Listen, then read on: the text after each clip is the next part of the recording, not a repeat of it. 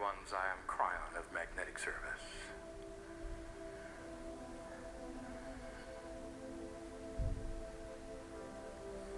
So last night was the teaching. It was complete. And the teaching of this evening will come from you. For those things that you wish to know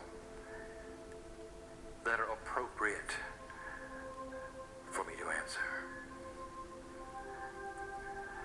And before we do, before I call on the first question, I just want to review something with you. The love of God is absolute.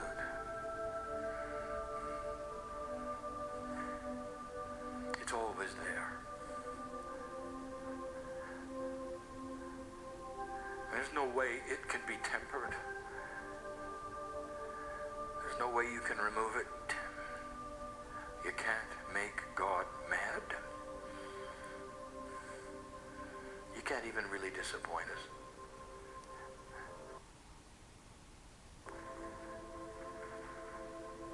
We see you in this cauldron of energy, searching for what is there. And in that, there is so much appreciation.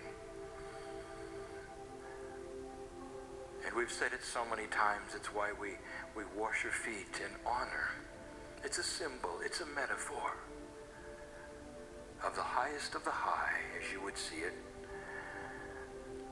stooping and bowing their head to you.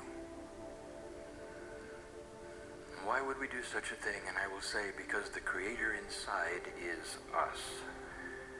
We look at the family. The veil between us is thick, always has been. It's beginning to lift slightly, and everything you've been told the last 3 days is how to lift it even a little more. God does not go away because you're mad at God. God does not retreat because you don't believe in God. God doesn't go in the other room when you want him to. Because the family is like that. It hangs on to you. No matter what you do, no matter what you say, no matter where you go. 100% always there. Unconditional. 100%. And when you push on the door to the higher self, that portal across the veil, a hand comes toward you and offers you to take it. That's who we are. That's who we are as we answer these questions. Not the big authority in the sky.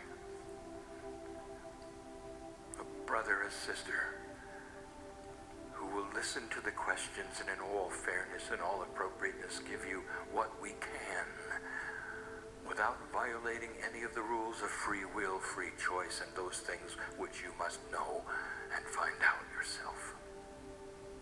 May we have the first question.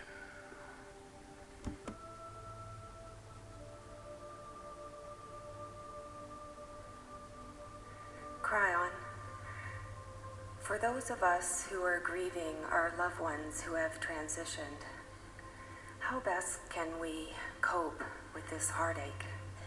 Thank you.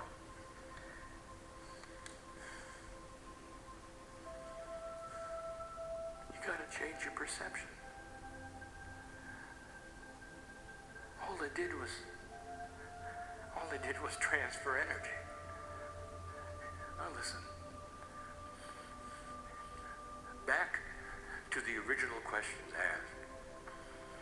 If you begin to change that perception of death, the belief layer is going to help you to see the fact that these you've loved and are not here anymore have simply transitioned not to a place you can't get to, but to an energy you don't recognize. You want linear communication. They're not going to have that for you. But here's the truth. I want you to hear this. They're here. You know, I know that because their agreement was to attach part of them to you until you die. Your agreement with your children is the same. It is complex how this works.